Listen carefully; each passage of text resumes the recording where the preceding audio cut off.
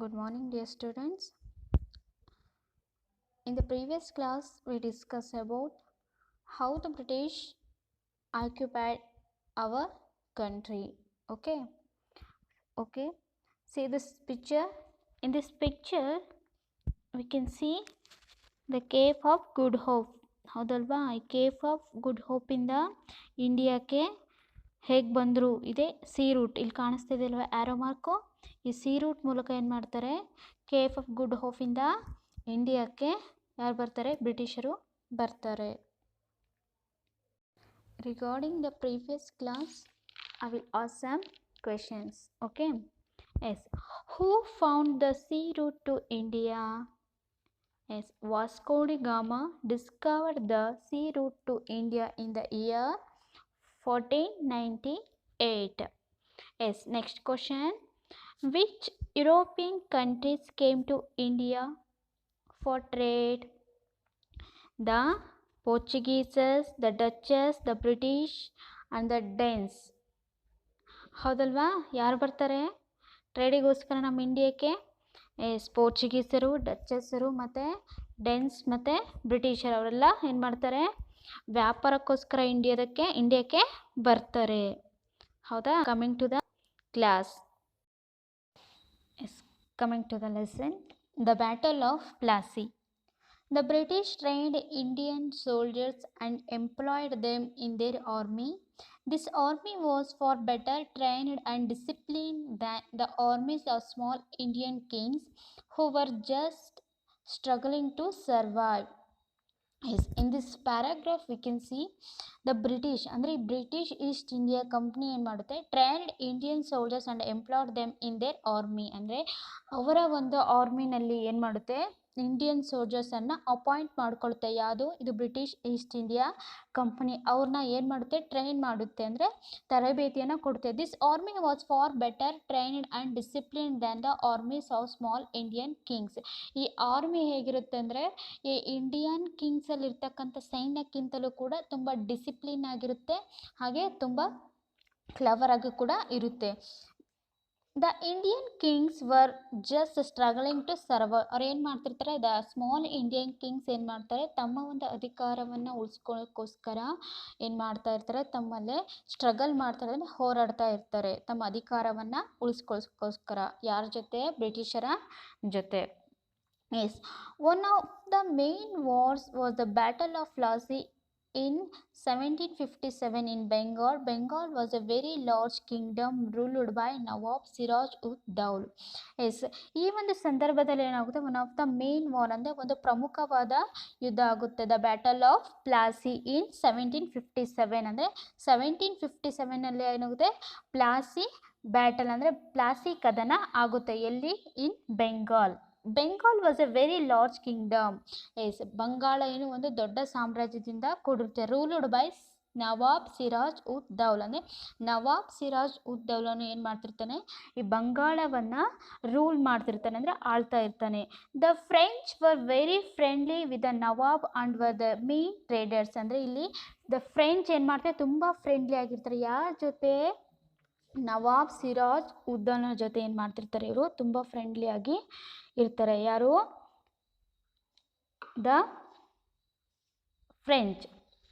ಹೀಗಿರ್ಬೇಕಾದ್ರೆ ಏನಾಗುತ್ತೆ, the help of the French the Nawab capture the fort William in Calcutta. ಅಂದರೆ ಕಲ್ಕತ್ತಾದಲ್ಲಿ ಈ ನವಾಬ ಏನು ಮಾಡ್ತಾನೆ, ಯಾರು? ಸಿರಾಜ್ ಉದ್ ದೌಲು ಒಂದು ಕೋಟೆಯನ್ನು ವಶಪಡಿಸ್ಕೊಳ್ತಾನೆ. ಯಾವುದು?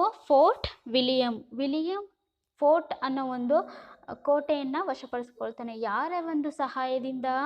ಎಸ್, ಫ್ರೆಂಚರ ಒಂದು ಸಹಾಯದಿಂದ. The British wanted to get it back. ಅಂದರೆ ಈ ಬ್ರಿಟಿಷರ ಒಂದು ಕೋಟೆಯನ್ನು ವಶಪಡಿಸ್ಕೊಂಡಿರ್ತಾನಲ್ಲ ಸಿರಾಜ್ ಉದ್ ದೌಲನು, ಬ್ರಿಟಿಷರು ಏನು ಮಾಡಿರ್ತಾರೆ, ಈ ಒಂದು ಫೋರ್ಟ್ ವಿಲಿಯಮನ್ನು ಹಿಂಪಡೆಯೋದಕ್ಕೋಸ್ಕರ ಏನು ಮಾಡ್ತಾರೆ, ಒಂದು ಪ್ರಯತ್ನವನ್ನು ಪಡ್ತಾರೆ. The army lead by Robert Clive defeated Siraj ud Daulah and the French. They did this by getting Siraj ud Daulah's general Mir Jafar to betray the Nawab. In this situation ಏನಾಗುತ್ತೆ, ದ ಬ್ರಿಟಿಷ್ ಅಂದರೆ ಬ್ರಿಟಿಷರ ಒಂದು ಸೈನ್ಯವನ್ನು ಯಾರು ರೂಲ್ ಮಾಡ್ತಿರ್ತಾರೆ ಅಂದರೆ Robert Clive. Robert Clive is a governor of British East India Company. ಅಂದರೆ British East India ಕಂಪನಿಯ ಒಂದು ಗವರ್ನರ್ ಆಗಿರ್ತಾರೆ. ಯಾರಾಗಿರ್ತಾರೆ? ರಾಬರ್ಟ್ ಕ್ಲೈವ್ ಆಗಿರ್ತಾರೆ. ಈ ಒಂದು ಸಂದರ್ಭದಲ್ಲಿ ಏನಾಗುತ್ತೆ ಅಂದರೆ ಜನರಲ್ ಅಂದರೆ ಸಿರಾಜ್ ಉದ್ ದೌಲನ ಜನರಲ್ ಆಗಿರ್ತಕ್ಕಂಥ ಮೀರ್ ಜಾಫರ್ನ ಹೆಲ್ಪನ್ನು ಈ ರಾಬರ್ಟ್ ಕ್ಲೇವ್ ಅವರು ತಗೊಳ್ತಾರೆ. ಅಂದರೆ ಇಲ್ಲಿ ಮೀರ್ ಜಾಫರ್ ಏನು ಮಾಡ್ತಾನೆ? ಟು ಬಿಟ್ರೇ ದ ನವಾಬ್, ಅಂದರೆ ನವಾಬನಿಗೆ ಏನು ಮಾಡ್ತಾರೆ? ಮೋಸವನ್ನು ಮಾಡ್ತಾನೆ. ಅಂದರೆ ನವಾಬನ ಸೇನಾಧಿಪತಿ ಆಗಿರ್ತಾನೆ ಯಾರು? ಮೀರ್ ಕಾಸಿಮ್ ಅನ್ನೋನು. ಯಾರ ಸೇನಾಧಿಪತಿ? ಸಿರಾಜ್ ಉದ್ ದೌಲನ ಒಬ್ಬ ಸೇನಾಧಿಪತಿ ಆಗಿರ್ತಾನೆ. ಅವನೇನು ಮಾಡ್ತಾನೆ? ಸಿರಾಜ್ ಉದ್ ದೌಲನಿಗೆ ಒಂದು ಮೋಸವನ್ನು ಮಾಡ್ತಾನೆ. After this the whole of Bengal came under the control of the British East India Company. This was the beginning of British power in India. So ಏನು ಮಾಡ್ತಾನೆ ಇಲ್ಲಿ? ಮೀರ್ ಕಾಸಿಮ್ ಏನು ಮಾಡ್ತಾನೆ? ಬ್ರಿಟಿಷರ ಪರವಾಗಿ ಏನು ಮಾಡ್ತಾನೆ? ಕೆಲಸವನ್ನು ಮಾಡ್ತಾನೆ.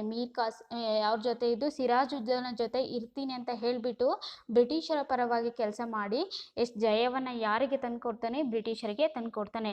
After this war British control of the British East India Company ಏನು ಮಾಡುತ್ತೆ? This was a beginning of the British power in India. ಇದೇನಾಗುತ್ತೆ? ಬ್ರಿಟಿಷರಿಗೆ ಒಂದು ದೊಡ್ಡ ತಳಪಾಯವನ್ನು ಹಾಕ್ಕೊಟ್ಟಂಗಾಗುತ್ತೆ. ಅಂದರೆ ಈ ವಾರು ಯಾರು ಗೆಲ್ತಾರೆ? ಈ ಒಂದು ವಾರಲ್ಲಿ ಬ್ರಿಟಿಷರು ಏನು ಮಾಡ್ತಾರೆ? ವಿಜಯವನ್ನು ಸಾಧಿಸ್ತಾರೆ. ಹೌದಲ್ವಾ? Other ಕಾನ್ಕ್ವೆಸ್ಟ್ಸ್. Later the British fought Hyder Ali and Tipu Sultan in Mysore.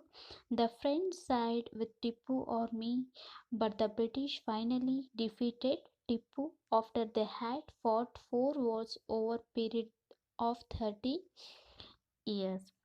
In this way, British fought Hyder Ali. ಅಂದರೆ ಈ ಒಂದು ಪ್ಯಾರಾಗ್ರಾಫಲ್ಲಿ ನಾವೇನು ನೋಡ್ತೀವಿ?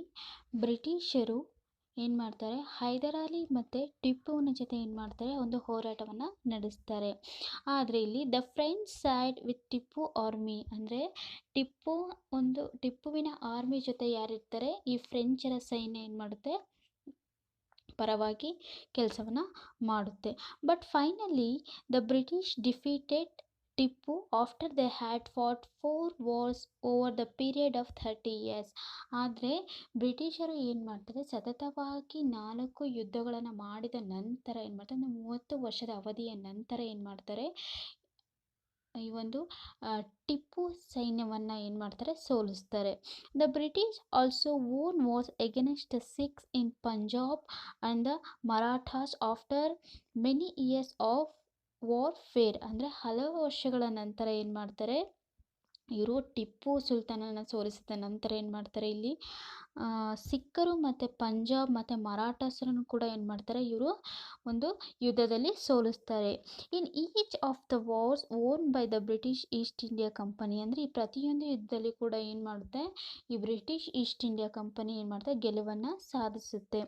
There were 1 or more person from the Indian camp who betrayed their kings. ಅಂದರೆ ಈ ಯುದ್ಧದಲ್ಲಿರ್ತಕ್ಕಂಥ ಜಯವನ್ನು ಸಾಧಿಸಲಿಕ್ಕೆ ಅವರಿಗೆ ಯಾವ ರೀತಿಯಾಗಿ ಸಹಾಯ ಆಗುತ್ತೆ ಅಂದರೆ ಅಂದರೆ ಇಂಡಿಯನ್ ಕಿಂಗ್ಸ್ ಅವರ ಪರವಾಗಿ ಕೆಲಸ ಮಾಡ್ತಕ್ಕಂಥ ಕೆಲವೊಬ್ರು ಇರ್ತಾರಲ್ಲ, ಅವ್ರು ಏನು ಮಾಡಿರ್ತಾರೆ? ಬ್ರಿಟಿಷರಿಗೆ ಏನು ಮಾಡಿರ್ತಾರೆ? ಸಹಾಯವನ್ನು ನೀಡ್ತಿರ್ತಾರೆ. ಅಂದರೆ ಶತ್ರುಕೂಟಕ್ಕೆ ಏನು ಮಾಡ್ತಿರ್ತಾರೆ? ಒಳಗೊಳಗೆ ಒಳಸಂಚನ್ನು ಮಾಡಿಬಿಟ್ಟು ತಮ್ಮ ರಾಜರಿಗೆ ಏನು ಮಾಡ್ತಿರ್ತಾರೆ? ದ್ರೋಹವನ್ನು ಬಗೆತಾ ಇರ್ತಾರೆ. ಹೀಗಿರ್ಬೇಕಾದ್ರೂ ಏನು ಮಾಡ್ತಾರೆ? ಒಳಗೊಳಗೆ ಒಂದು ಬ್ರಿಟಿಷರಿಗೆ ಸಹಾಯವನ್ನು ನೀಡ್ತಾ ಇರ್ತಾರೆ. ಇದರಿಂದ ಏನಾಗುತ್ತೆ? ಬ್ರಿಟಿಷರು ಸುಲಭವಾಗಿ ಗೆಲುವನ್ನು ಸಾಧಿಸಲಿಕ್ಕೆ ಸಾಧ್ಯ ಆಗುತ್ತೆ. Gradually, the British succeeded in capturing very large parts of India. They made treaties with weak kings who accepted their authority. They were kings only in name. The British very cleverly managed to amass a huge amount of wealth from the people and the kings. ಇಲ್ಲಿ ಏನಾಗುತ್ತೆ? ಬ್ರಿಟಿಷರು successfully they were capturing very large parts in India. ಅಂದರೆ ಏನು ಮಾಡ್ತಾರೆ? ಇಂಡಿಯಾದಲ್ಲಿರ್ತಕ್ಕಂಥ largest parts ಅಂದರೆ ಪ್ರಮುಖ ಸ್ಥಳಗಳನ್ನು ಏನು ಮಾಡ್ತಾರೆ? ಬ್ರಿಟಿಷರು ವಶಪಡಿಸ್ಕೊಳ್ತಾರೆ.